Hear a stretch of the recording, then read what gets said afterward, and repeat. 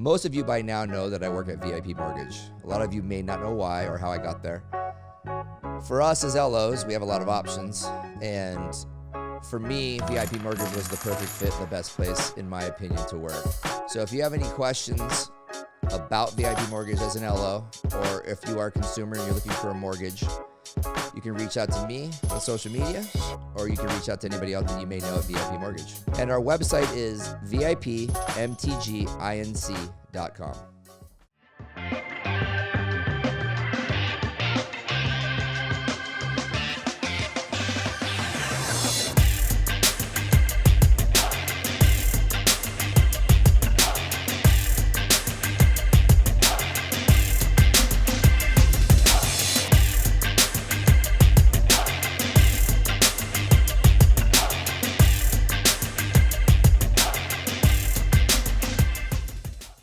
Welcome, everybody, to this episode of Real Talk with Ryan Madrid. Like always, I want to thank VIP Mortgage for letting us have this awesome space here that we've created. We still need to get a table for you guys over there, though. I don't know why that hasn't happened yet. Thank you to Trey, my nephew. He is doing the podcast production. Podcast engineering. And my sister over here, Trisha Madrid. She hates it when I say my sister. She is doing the podcast production along with the social media. So this episode is super cool to me because I got one of my besties from way back. Don't say besties. Yeah, we do say besties. On from way back when. So we're going to dive a little bit into his successful career, but we're going to talk a little bit about his childhood and our college and all that sort of stuff that kind of led him to be as successful as he is today. So I don't just have friends on because they're my friends. I have friends on because they do big things and they are cool people and have cool stories. So welcome my buddy, Andy Parnell, who is the president of Lane Terralever. I screwed that up earlier. I was like, what the heck? I thought you'd screw up Lane Terralever. No, I know Lane Terralever, but more than I know what job you did.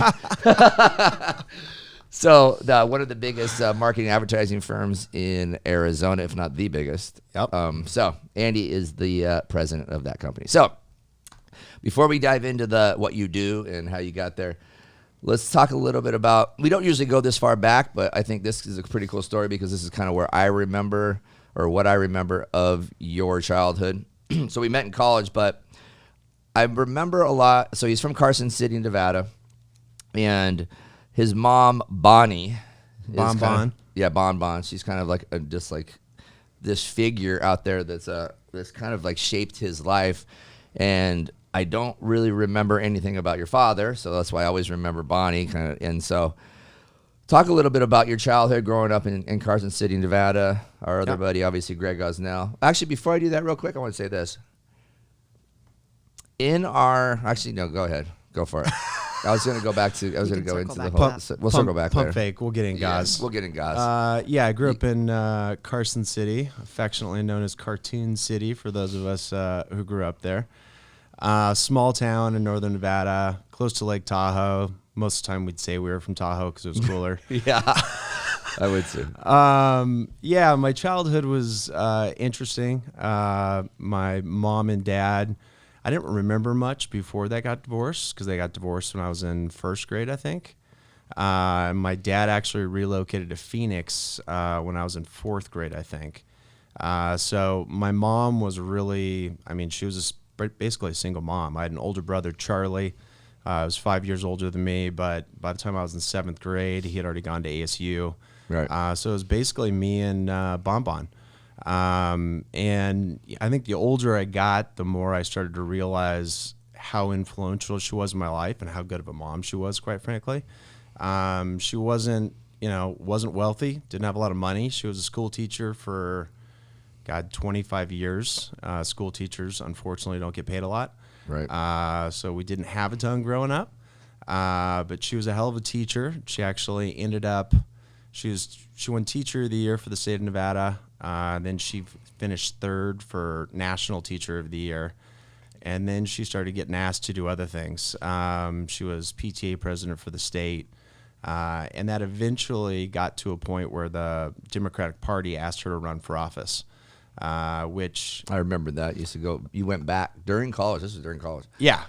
You were going back and campaigning door to door and stuff for her. Yeah, getting State Assembly, right? State Assembly, District 40, and they'd actually never had a female and never had a Democrat win District 40. Super, conservative Republican up in Northern Nevada, unlike Southern Nevada. But she persevered. She actually went 5-0, Nice. five-time State Assemblywoman. And I guess all of that kind of, is just background or foundation for why she was such a good role model for me. Whenever anybody asks me who my role model is in life, Yeah. I don't have to hesitate. It's my mom, Right. for sure. A lot of guys say their dad. I know Yeah. that warms my heart. Yeah, because he As a mom. she was like your mom and your dad, even though your brother was kind of your dad at some point, right? Because he was your older brother, but he was gone by the time, like you said, you were in 7th grade. So, but he still was like kind of you were kind of like you're a fanboy of Charlie. Fanboy. I was a fanboy of Charlie. Yeah. So he was kind of like a father figure, more so probably when I got into college and beyond college. Yeah. Because you have that dynamic until you get into college. Right. Siblings don't like each other that much, and all of a sudden you become Right. in your turn besties. Don't say that. So he became he became more of a father figure Yeah. the older I got. My uncle, honestly, my mom's brother, was somewhat of a father figure to me. He taught me how to drive a car. Actually gave me my first car. Did those kinds of things. Not the warmest, fuzziest person in Right. the world. He was a lieutenant colonel in the Army.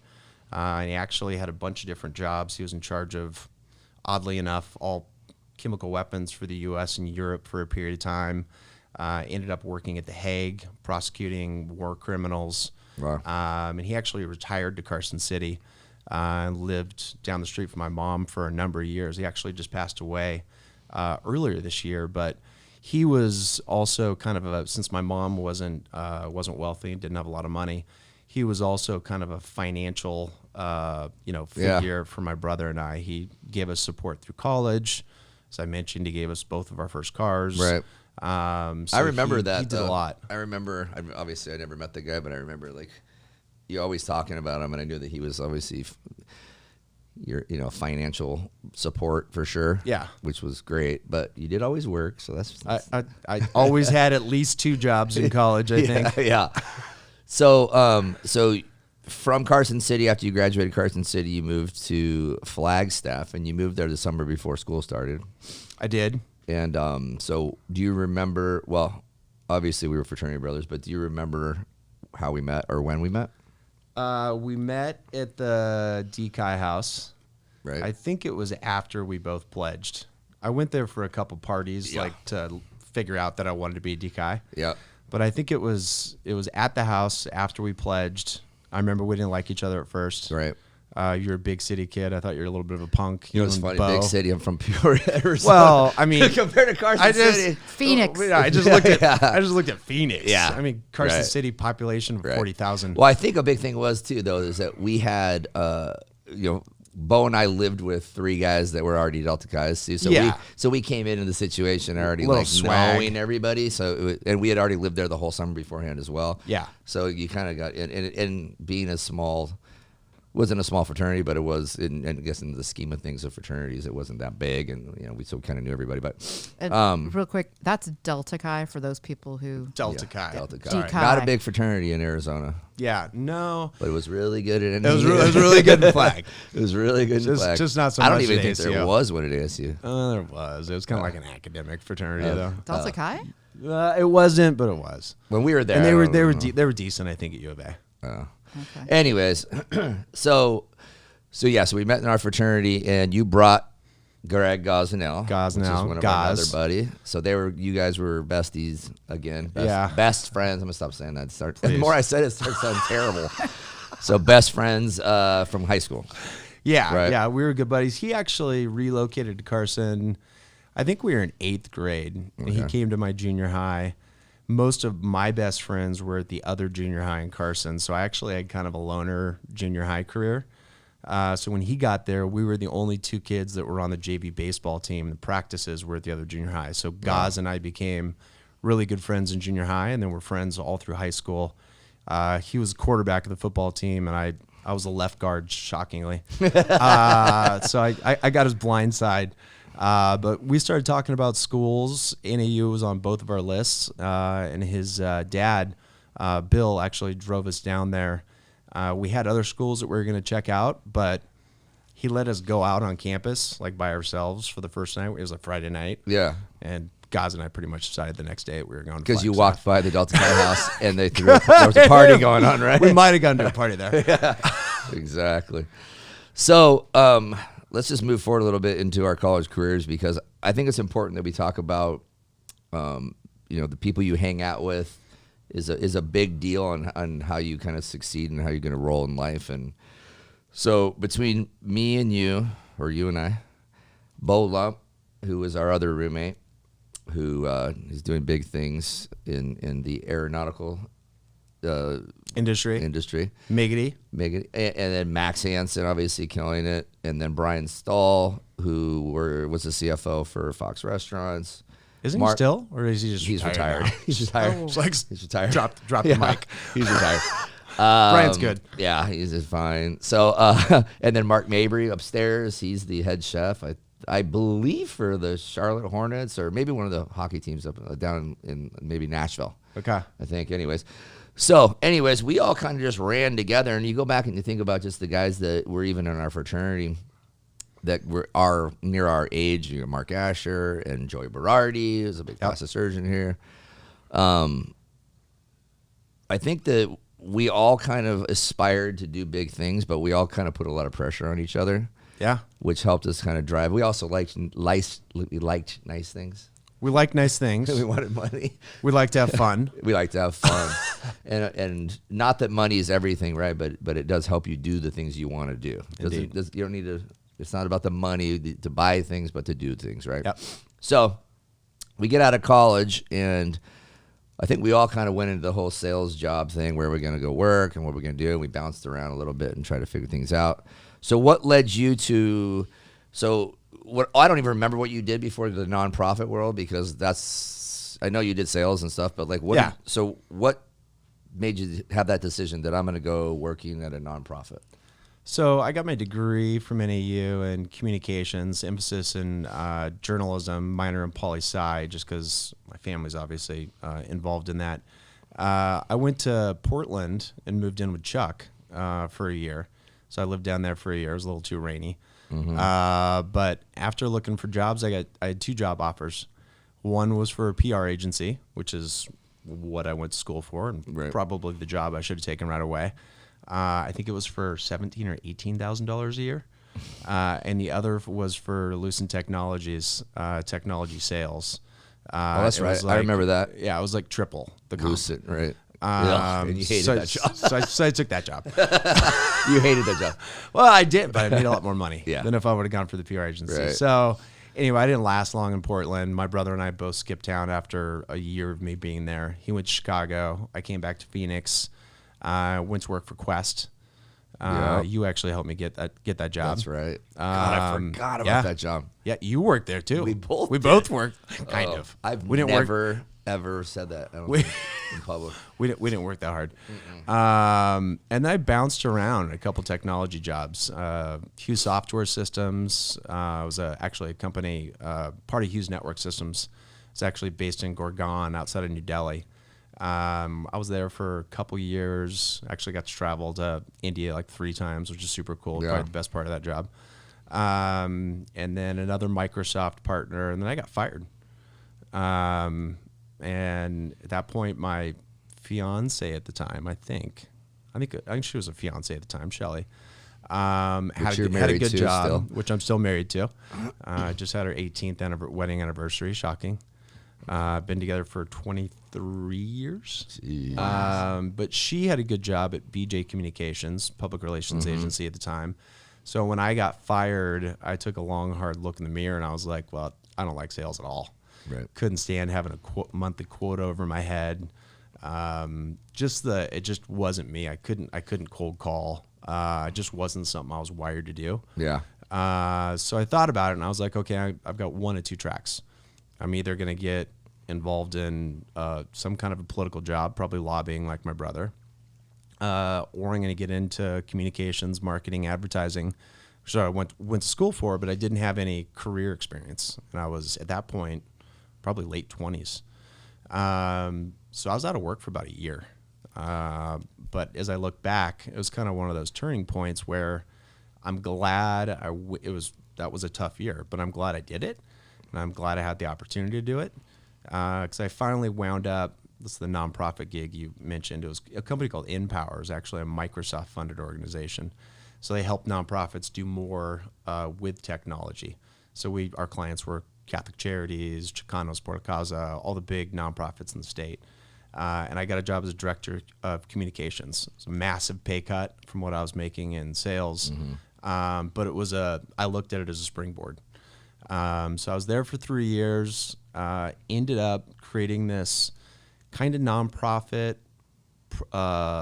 private ecosystem where I would basically pull in, web companies, creative design agencies, and I would basically commit. I'd say, okay, you're going to be my only creative agency, but any of the nonprofits that are members of ours that need creative services, I'm going to give 100% of their work to you. So I had about 5 different agencies that I kind of formed these partnerships with. Said, hey, I'm going to give you a recurring stream of work, and it was a lot of work every month, in exchange for you cutting your rates by 50%, so that these nonprofits can afford it. So it was a recurring revenue stream. It wasn't what they were looking for. Weren't great, but the margins weren't great. Consistent work. It's consistent work. It filled in the gaps. Yeah. So I kind of created a mini agency while I was at InPower.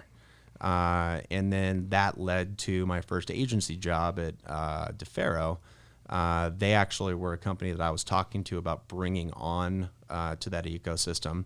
And the CEO at the time was really interested in what I was doing and offered me a job I think my first job there was some stupid title, Executive Director of Solutions Architecture. Was that Brant? Was he That was Brant, yeah. Okay. And I quickly became their Chief Operating Officer, but I was there for 3 years. Got a ton of good experience, and worked with a lot of different kinds of clients. Gaming was our number one, so we worked with a lot of casinos, a lot of the OEMs in the casino space, but it was a great experience. So that's what eventually got me to where I am today, which is Lane Terralever, which was Terralever at the time I joined. Right. So before we dive into the current career, let's ask him a rapid fire question. Ooh, okay. What's your favorite song? Sitting on the Dock of the Bay, Otis Redding. One of the best songs ever. When did that become your favorite song? Oddly enough, talked about how my mom is my role model and the one I'm close to. That's actually my dad's favorite song. So I remember my dad listening to it, and what I vividly remember, and every time I watch this movie, I remember it, is it's in Top Gun. And although I don't have a lot of memories of my dad growing up, when Top Gun came out, he was still living in Carson City, and he worked on the USS Enterprise. He was in the Navy. Oh, okay. So we went to Top Gun, and we ended up going to it 7 times in the theater. Wow. And I don't know, there's a new one coming out too. Have you seen the trailer? It's supposed to come out 2 years ago, but Tom keeps bumping it. Yeah, what's going on? I don't know, I've seen the trailer for so long. It looks good, Tom actually. Cruise. Yeah. So my dad and I actually are going to go to that when it comes out in the theater. Oh, is that right? Yeah. So who's in that? Tom Cruise. Nobody else matters? No, the dude that was in he was in that movie where what's his name? Miles something. Miles Teller? Yeah, Miles Teller. Yeah. Oh, he was in that drummer movie? Yeah, exactly. He's all jacked up in this movie, by the way. It's weird. Miles Teller. I think Goose's son's in it. Oh, really? His real son? Val Kilmer? No, Is that No, Goose. that wasn't Goose. Who's Goose? Anthony Edwards. Val was the idiot. Oh, that's right. Goose died. Remember the ejection? Edwards. Yes, Anthony Edwards. Wow. So it's either a fictional Goose's son or it's really Anthony Edwards' son. I'll look it up. I'm hoping it's Anthony Edwards. I I'll thought look that it was the up. guy from Blackish. That is Anthony Edwards? It might be. But Anthony Edwards he went to he was in ER Look, for like look this up. ever. Yeah. I'm gonna look it Google up. this because Look it up. Yeah, I'm gonna think that. I feel like this Looks good though. I've seen the trailer. It does look I've seen the good. trailer like It 15 does times. look good. It's one of those movies you're kind of like somewhat embarrassed to admit that is one of your favorite movies. I'm not at all. I think it's a great awesome. movie. It's a great movie. Yeah. So anyway, that's So- my favorite song. Okay, good. It's a good one. Anthony Edwards It is Anthony Edwards. is he's Goose, and I'll look up the Okay. While you do this, so I feel bad because I left out Foley and Anthony I left out Anderson. Foley. and I left out Gaz. Gosnell, who works works for for Google. Google. Tim Foley, who is he works in he owns part of a surgical facility and company in Vegas, and he's close to retirement as well. And Josh Hart, who is a big firefighter / big custom home builder in North Scottsdale. Yep. So these are all the people we lived with, which is pretty crazy. Good. It's pretty good. I know. Pretty good. So what? Anthony Anderson. Oh, Anthony Anderson. Damn it, I was wrong. Anthony Anderson? Yeah, he's the guy from Anthony From Edwards is the guy. Blackish. Yeah, Anthony. Oh, gotcha. He's huge. Gotcha. Like, he does, Gotcha. Like every I don't commercial know what too. it is. You don't watch TV. No, I don't have time. He's no media. Yeah. No media for I know. anybody. No. Works at a no media social company. media. I don't have time. All right. So when you went to go work for them, it was Lane though. It was Terralever. It was Terralever. Yeah. Okay. And actually, one of our buddies we just talked about, Max Hansen, Yep. is the one who brokered my first meeting with Chris Johnson, who's the CEO and founder of Terralever. Okay. Max was like, Chris, you got to meet this guy. He wants Mm-hmm. to leave to Faro. And he actually arranged our first meeting on Mill Avenue, where CJ and I threw back like 4 IPAs, I think. Mm. But it was a unofficial official interview. And then that led me to taking my first job at Terralever. So just before you go into that, Max brokered Stewart to work with Keith and Jay at Waterfield Oh, that's as right. well. I forgot And he about used that. to own Job Brokers. And he used some job brokers. So there you go. And now he owns Y Scouts. There you go. But so yeah, Max he's a connector. Yes, He's a he connector. is. So so CJ owned Terralever, and then how long? So when you went over there, you obviously weren't the president. So what were No. you doing when you went over there? So I had to take a little bit of a step down, actually. I so wanted to leave and go to another agency, and Terralever was actually the agency I really wanted to go to. At the time, they were the digital agency of record for Red Bull globally. Yeah, I remember that. You So doing, they like, were DC. Shoes. I mean, Cool- we're doing stuff cool for company. Apple, Adobe. Like cool companies. Yeah. Cool. It was like the digital agency Mm-hmm. really in the region. So it was the one you wanted to work for. So I took a little bit of a step down. I took a job to head up their account services group. Did that for about a year. And then I took on all of biz dev and marketing for the agency. Quit banging the table. Oh, okay. Sorry. I was about to tell you that. Please. Thank All right, you. I'll Please. stop banging the table. And then eventually took on the role of chief client officer, which is kind of like chief revenue officer. I was in charge of top line revenue. So Right. whether that was Like the sales guys and stuff. or- keeping accounts, growing accounts, Gotcha. getting new accounts, or marketing the agency, all those responsibilities fell under me. What was the what's the best account that you think you kept or got or lost or got? I'll do loss too. I actually fired Red Bull. You did? Yeah. Just because of the margins they wanted to. They had blown up so much that they were just They don't want to pay shit. squeezing agencies Yeah. and making us Because they do- could do work, they could do go with free anywhere work. they want. Yeah. And we had to walk away because they're Yeah. killing us. Right. I'd say the best get. I actually had a really good get last week, but I can't talk about it yet. Large casino in Vegas. Time Warner Cable was a really big one because we were going up against all New York Yeah. ad agencies. It was you guys have- it was $110,000 a month retainer for just social media. Holy cow. Yeah, and we flew out there, one of the largest communities at the time in the country. I think they were 10th or 11th at the time, and flew out there and we beat a bunch of New York agencies and won it. This Tempe agency. Wow. So why? Like, what do you yeah. what do you think you had that I, when I think we were just hungry. Actually, at the time we had just lost Drive Time and Carvana, which were two of our top, and I had fired Red Bull, so we had just lost 3 of our top 5 accounts, and I think we were just super hungry. We showed up and we had all kinds of like deep, creative spec work and it took a lot of time in our approach and our thinking. And that actually, at the time, it really buoyed us because we were kind of in a tough spot. And that got us back on track to where we needed to be. What about, didn't you guys have the Arizona lottery at one point too? Yeah, we That had was a big the account. more of a Lane Terralever account, but we had the okay. lottery for 16 years. Oh, wow. Yeah, which is a massive account. It's always one of the biggest accounts in the state. Right. Long-term contracts, so they're like anywhere between 3 to 5 year contracts. So next time it's up, we'll go after it. So talk about like the merger with Lane and how that whole thing worked and how you thought that would affect you, and was it a positive, or you were nervous about it, or? I was super nervous about it. A lot of us were at Terralever at the time, just because you kind of have a certain mindset when you're a digital-only agency. You kind of look at the traditional side, kind of. Because they were big, like the print, right? Yeah, brand strategy, more traditional print type stuff, outdoor, like traditional billboards and media stuff. buying, and quite frankly, stuff that I didn't have as much experience in. Right. But at the same time, we were starting to lose large accounts because our clients were looking for one neck to ring.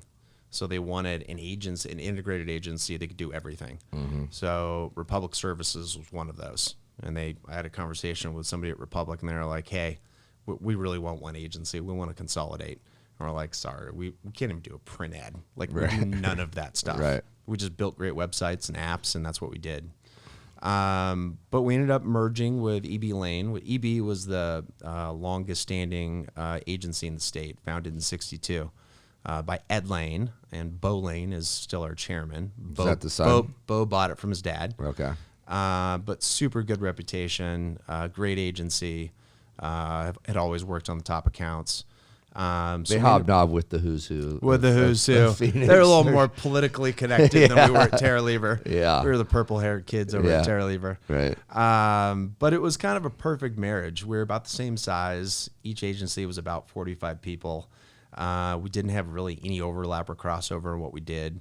So bringing the two, because they were struggling with, Bo's group couldn't do a lick of digital. Mm-hmm. So Did CJ and Bo know each other? Or did they didn't actually.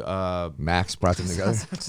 Max brokered the deal. One of their attorneys brought. They both were looking for an agency to either acquire or merge with. Oh, wow. And they actually were working with the same guy. Oh, that's cool. So he brokered a meeting between Bo and CJ, and then I think they kind of dated for a while. They'd meet up for like breakfast or a drink over the course of, I think, weeks or months. I don't want to misstate it, but that's what I recall. Just to see if they thought they could be good partners and friends. They thought it was important to kind of be on, have the same values and be on the same page and be able to get along if they were going to bring these two agencies together. So they determined they could, started to get the framework of the deal set up. And then we actually had these secret meetings. It was like the top 4 or 5 in the leadership group from our side on Terralever and the top 4 or 5 from EB Lane. And we had monthly meetings kind of in secret, because we didn't want either of the staffs to know until we got through the process and the deal actually came to fruition. We did that for about 9 months, probably close to a year. And we had a culture coach to look at, okay, EB Lane has this type of an employee, Terralever has this type, so here are the areas where you guys are going to clash and have issues. So let's figure out how we proactively overcome those. We went through a whole series of sessions where we took the values from each agency and looked for commonalities, and then created a new set of values for what was to become Lane Terralever. So we actually did a surprising amount of due diligence and prep work before we actually announced to both of our staffs that we were coming together and creating Lane Terralever. That's actually very super impressive. Yeah. Because you can imagine. But I also look back and I go, okay, one's digital, one's print. They're not going to be in the same departments. They're not going to really be dealing with each other, but technically they are going to be, because they're going to be the same person's going to be doing print. It's also going to be working with digital, so they're going to have to cross paths a lot. Yeah. On leadership. Yeah. Right. I mean, that's leadership. mostly. Yeah. And So you took the president role a year ago, probably. Yeah, not even a year ago. Okay. November 1st. So what were you doing? So you were still the client relations coordinator or whatever it's called? I was chief client officer. CCO, not coordinator, Sorry. officer. CCO. It is kind CCO. of it's Same thing. It's you'll see more titles like that as we move forward, because client experience, customer experience, all those things are becoming much more prevalent. But I was in that role for almost 8 years, I guess, between Terralever and Lane Terralever. So I assumed basically the same responsibilities when we became LT. It was just a much bigger job because the account team was now double or almost triple what it was. Biz dev, marketing, all those functions, all those departments, at least doubled in size. So it became a little more stressful. Yeah, I bet. So, and you guys had to move offices, right? You guys left from McDowell over to the new office? Yeah, went down to the historic district, which is where EB Lane had been since '68, I think. Yeah. Down in McDowell? Down in McDowell. Yeah, McDowell and 7th Ave. But your office, I thought, was over there too. Where was your office at? Yeah, it was right behind the sidebar, like 7th Ave McDowell. So they were both in the same area? No, my Terralever was Tempe? 5th and Mill. Oh, Tempe. that's Yeah, right. Tempe. Oh, yeah, I forgot. Yeah. That's right. Yeah. Sidebar, there we go. Yeah. So was there somebody that did the same job as you at their Yes. company? So how'd that work? It's hilarious, actually. And she still works for the agency. She's one of my very favorite employees. Jody Alexander. Jody just celebrated her 22nd anniversary with the agency. Wow. She had basically the equivalent of my job at EB Lane. And it was determined that I was going to take over that role. Jody was going to be reporting to me. The first time our staff went over there was for a Halloween party. A joint get the employees together Halloween party. That sounds so Put awkward. some alcohol in And there. put some alcohol in there, just mix it up. Can you do that nowadays, you think? And Jody's quite a bit older than me. She's in her 60s. Well, you're in your 50s. You're late No, 50s. I'm not. I'm just kidding. And Jody came over to me, and she does voiceover and stuff. Like, she's got this like silky smooth voice. She's just super whip smart. Can think on her feet. And I walked over. She goes, "Oh, you're Andrew. Oh, I guess I'm going to be working pretty closely with you." She goes, "It's so funny. I have a son named Andrew who's about your age." Was that like a... I was like, "Oh, man. God, shit, she's good." She's awesome. I love Jody. But yeah. So what does she do now? So the same job as she did then, or what? No, her title's Vice President of Client Satisfaction. So she runs a couple of our large accounts. San Manuel is probably the largest, which is the largest casino on the West Coast. It's in SoCal. But in addition to that, she runs our client satisfaction program. So we use NPS. It's called Net Promoter Score. It's basically the gold standard for measuring client sat. You ask your clients on a from 0 to 10. Would you recommend Lane Terralever to a friend or coworker? How do you guys go about asking them that? It's a survey. But is it like at the beginning, or like is it like right when they're in the middle of their experience, or is it like when they're leaving, or like how does that work? We actually won't put them on the survey list until they've been a client for at least 2 months. Okay. Because everybody is typically happy in the beginning. You want to start asking that question after they've actually worked with you for a little while. Yeah. And then there's a bunch of questions that get into different departmental areas after that main question, specific to creative services, specific to account management, and it goes down the list. But we do it twice a year. And for ad agencies, the average score globally is a 15. So basically a 0 to 6 is what we call a detractor. They probably wouldn't piss on you if you were burning. 7s and 8s are passives. Yeah. They're like, you're pretty good. But I'm also probably not gonna like sing the praises. 9s and 10s are promoters. So the scoring is based on, if you're a detractor, that's a negative score. Passives are basically a neutral, it's a 0, and 9s and 10s are positive. So 15's the average. Our last I'm NPS lost. was how's 15 the average if it's 1 through 10? Neutrals get thrown out. And if you have too many neutrals, it starts bringing your score down because it's actually a little bit less than having promoters. Gotcha. Okay. So there's a whole scoring system Right, for how right, it works right. out. But Is that for the public or is that just for the internal use? Like, do you guys? no, it's actually on our website. Okay. When we pitch, it's the first slide that we go through. We have our MPS score. Mm-hmm. And right now, for the last 3 years, we do it twice a year. We've been above 50. Anything above 50 is considered world class. Nice. And our last 2 were 82, which is bananas high. That's awesome. So that means that you're doing a good job since you're the No. new client. that means our team's doing a good job. Exactly. So who are you managing now then in your role? So like, So now, when I moved into the president role, a lot of my direct reports changed. So our chief operating officer, our head of finance, our chief creative officer, our head of media. So basically all of the main kind of department heads in the agency. nice. And then our CEO, Chris Johnson, who had both titles for a little while, president and CEO. I'm the only person that reports into Chris now. So we use this leadership methodology called EOS, and it basically Traction, the book Traction. traction. Yep, that's what we use for all of our leadership meetings. And basically, the 2 main leadership roles are the visionary and the integrator. I'm the visionary. Okay, yeah. You are too, kind of. Well, I'm not. I don't get to be right now. Yeah. So CJ is the visionary role. So Okay. he's focused on where are we going to be 3 to 5 years from now. Nice. And I'm the integrator. So my role is to make sure day-to-day operations are where they need to be, and it's more of a reactive role because Yeah. sometimes, like this morning, we had something blow up, Yeah. and my morning got thrown out of whack. But that's my job.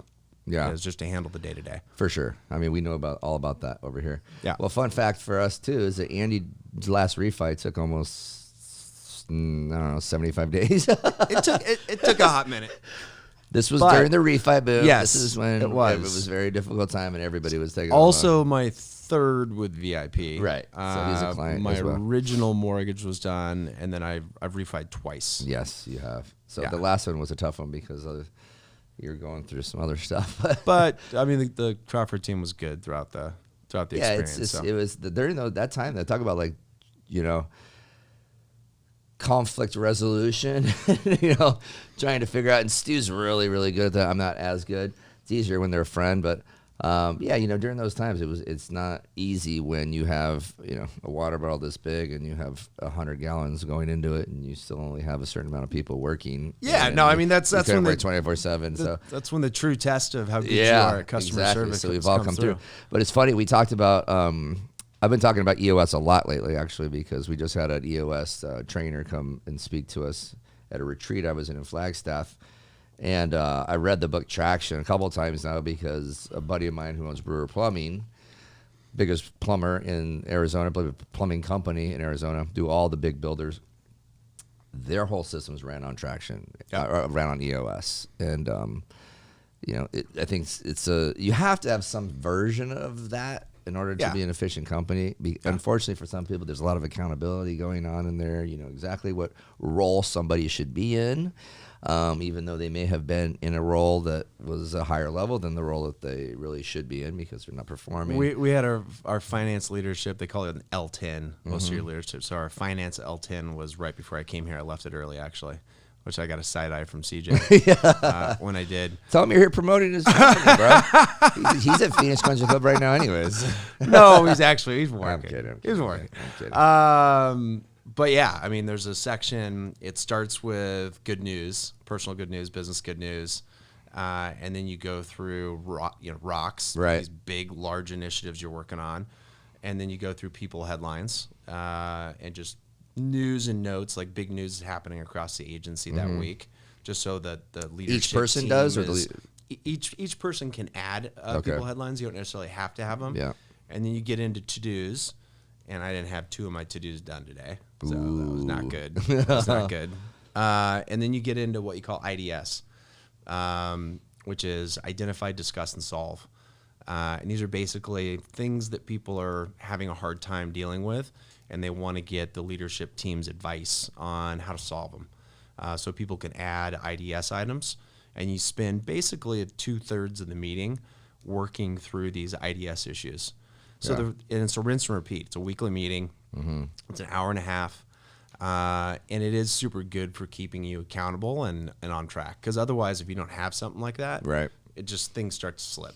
Yeah. And one of the things I've noticed with you in this, even though you are the president of the company, you're like buddies, friends with so many of the people that work there. Yeah. You're kind of like, I am. So is it because you kind of just got in, and even though you're in a lower role and you've kind of just kept going up, but all those people were still around, and you just they're your friends and just never stop being your friends, or you just don't really look at anybody like any lower than you, and you're just kind of like friends with whoever. I am kind of friends with whoever, and I think part of it's working for an agency. I think the culture. I mean, we have a speakeasy in our agency. We have fun. The music's always playing. Right. So I think naturally the kind of culture you have in a good agency breeds that. But a lot of people who work at the agency have worked there for almost as long as I have. So these are people I've been in the trenches with for a decade. Right. So yeah, I mean, I've got a lot of good friends that work at the agency. That's cool. Which you do have to sometimes is tricky, right? Yeah. Because some of the people. So you go camping with some, and you can I go camping with some. Go drinking with some. Yeah, and sometimes I have to have a hard conversation with somebody I went camping with that works in my agency. Right. And you have to know how to separate those two things. The speakeasy, by the way, is super cool. It's actually a hidden door that goes into this little small back room. Is it in the hallway or is it? Well, it's we had one at our old agency. Mm-hmm. The new one's new and improved. There's our main conference room, which is like a board conference room. It fits like 20 people, and there are these massive bookshelves, and it's like almost a bank vault. If you pull the bookshelf, you go into the speakeasy. So only the cool stuff happens at like digital agent, like stuff like We that. need one of those. This is too stuffy. Yeah. Even though this is a cool place. We could move the glass It's not very board. stuffy. It's not very stuffy. around it's here. just And like take over just some John's more space. rules in the. I mean, you don't in the- have very when many you got people. It looks like it's banking. optional working here, so you can take over a couple offices. Yeah, we definitely are. We're running about 35% occupancy right now just because of COVID, and what we realize is that a lot of people were very effective at home. Yeah. Especially the operational side of things, that they can get things done. They work longer hours. They don't have to drive, get up, shower, get dressed. I mean, there's of that side of things, but we're definitely having more and more people are showing up. We personally feel like the more we like being here a little bit more, I think, than some others, but Yeah. I just seem to get more done when I'm here, and I like being around cool. Like I like I being like around my people. friends. Like again, same as with you. Like a lot of my Yeah, friends. you have a work lot here. of friends that work here. Right, so it's more fun, and obviously I can do this with my family as well. Indeed. So We actually yeah. just moved into phase 2 of our back to office is what we Really? were told to call it. Yes. Is it going to go back to phase 1 with all the other stuff going on? No. Basically, the policy we set up. So we started off. Everybody was at home for a long time. Yeah. But in a creative agency environment, I mean, there's a lot of stuff we do that it helps if you're in the same room, collaborating together and figuring out campaign ideas together. I mean, there's a lot of kind of riffing you do off of each other. So we felt strongly that as soon as we thought we could get people back in the office, we needed to, which basically coincided with the rollout of vaccines. So as soon as the vaccines rolled out and they were available to everybody, at that point we gave everybody 2 months to get their vaccines. And we implemented 1 day in the office was phase 1. It was Mondays, which when we do all of our planning for the week. And we thought it was important for people to plan together. And then like 3 weeks ago or 4 weeks ago, we went to phase 2, which is Monday, Wednesday, Friday. So it's mandatory work from office, Monday, Wednesday, Friday. Anybody who's been vaccinated, both shots, doesn't have to wear a mask in the office. Anybody who has not been vaccinated has to wear a mask in the office. Is basically the policy that we set The up. whole day while they're working, sitting down at the Whole desk, day. everything. Whole day. So do they have to like show proof, like the vaccination card is on file with your HR department or something? I don't know if it's on file. But yeah, they have to show it Prove to that they were. Yeah. that they've been vaccinated. Did you get a lot of people who were just pissed about that? Yeah. So like we have, like we do NPS with clients, we also do a version for employees called ENPS, where employees basically do a monthly version of that, and they not only score, but then there's a open comment field, and it's anonymous. But we get a lot of feedback through that, and there are definitely some salty people who didn't think we should be coming back into the office. So in one of our meetings about a month ago, probably, I went through all of the data and the science that basically supports the fact that if you've been fully vaccinated, even if you get the latest strain, the chances of you getting really sick and going to the hospital and being on a ventilator are extremely, extremely low. What about if they get sick and they give it to somebody who hasn't had it yet? That's why the people who haven't had it yet have to wear masks. But I don't know. I guess we feel, and I think our whole leadership team feels, that we're in a very, very small way maybe doing our part to help people understand that the quicker everybody gets vaccinated, the quicker we get back to life as we knew it, right? Yeah. It's a tough one. It is. And people have mixed feelings. Yeah. And Yeah. I've, you have to be careful about how you talk about it. And Totally. you have to, I'll listen to anybody on the staff that has an issue with it. Yeah. And I certainly understand difference of opinions. But at some point, you kind of have to be the company you want to be. Yeah. And you have to make decisions that not everybody's going to like sometimes. Yeah, absolutely. I mean, you're going to have to stop being the nice guy all the time, even if they are your friends or whatever. Yeah. We had this discussion earlier too. Yeah. Yeah, it gets tougher and tougher for sure. Any more rapid fires before we kind of Yep, I wrap have one. things? Okay. It's kind of an homage to your mother. If you were to become a teacher, we'll just say high school, what subject would you want to teach? Social studies. Okay, not surprising. That was fast. That was sure. really fast. For sure. So if English number 2. if that high school had like a free enterprise class or marketing, would that be something as well? Because some schools have like some pretty cool programs. Absolutely. I don't think we had any marketing or advertising classes when I was in High school? Well, that was a long time Carson ago. Hell no. City. Absolutely, it didn't. Hey. For sure. No, I mean, Well, nobody did. Well, we had like a free enterprise class, like a in high school? yeah. Aaron Button ran the FBLA, and it was a I don't free know what enterprise either and of those marketing. things mean. Oh my Aaron gosh. Button. That sounds like a Bunton. Never heard of her. Bunti. Bunton. He's actually a realtor now, but Okay. he was. Well, yeah, I know her. Yeah, he was great. I never took the class, yeah. but remember? I don't remember things that far back. Like she does, like names of teachers. And I stuff. don't either. Do you remember Cobra Corner, that little store? Yeah, like that was the store. They ran that. Oh. It wasn't ran by staff. It was ran by Alan and the people who were because they had like the class and then they had the club and they ran Cobra Corner. Interesting. And they helped plan the junior prom because they had We to handle all partied the harder than financial she did. stuff. Ryan reminds me often. I think we did. We lost a few more cells. Yeah, I was a little Trey doesn't nerdier. remember either. Trey's like his whole teen years. He's like high school.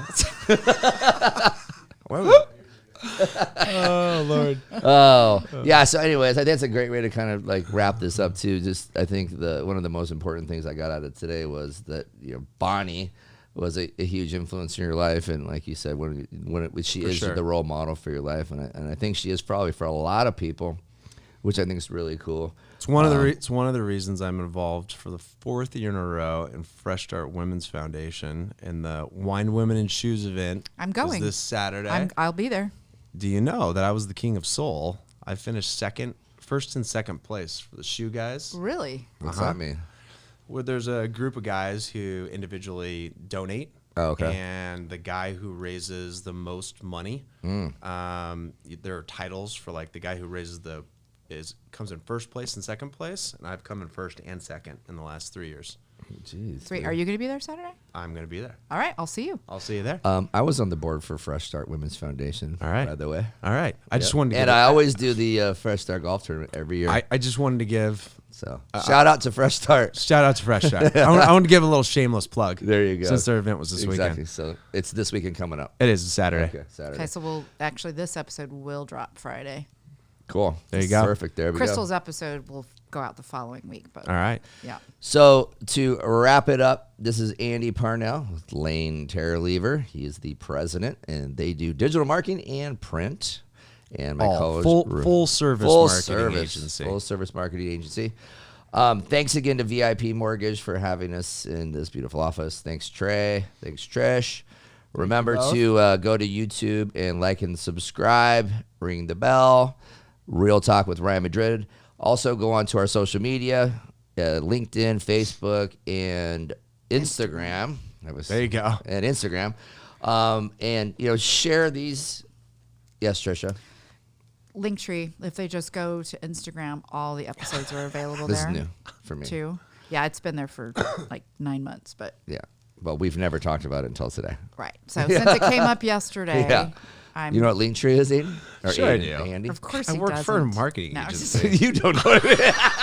He doesn't know. I don't have time. I don't have time to do all the socials. Well, I'll show you when the anyways. episode's over. All the But social it's just media that's easy. out there. All Real of it. Talk with Ryan All the Madrid. socials.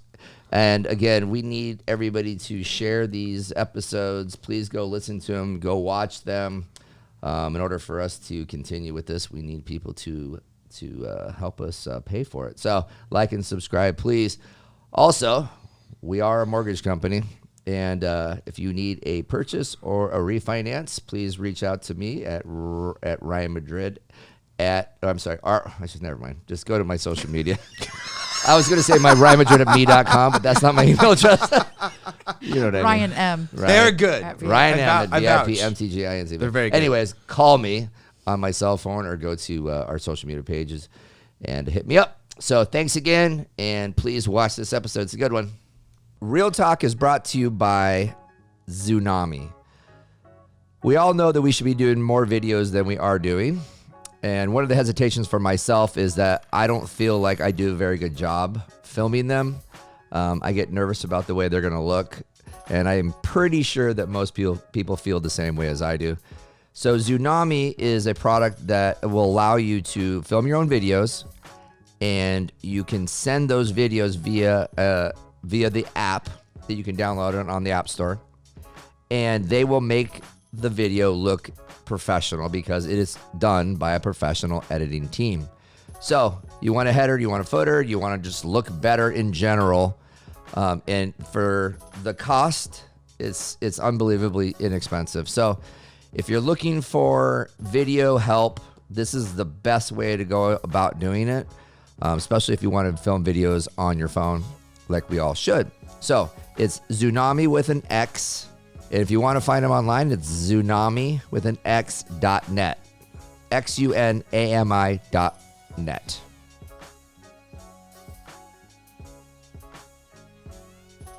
VIP Mortgage Incorporated does business in accordance with the Federal Fair Lending Laws, NMLS ID 145502. For state-specific licensing, please visit www.vipmtginc.com/national-licenses/. VIP is not acting on behalf of or at the direction of the FHA, HUD, or the federal government. VIP is an equal housing lender.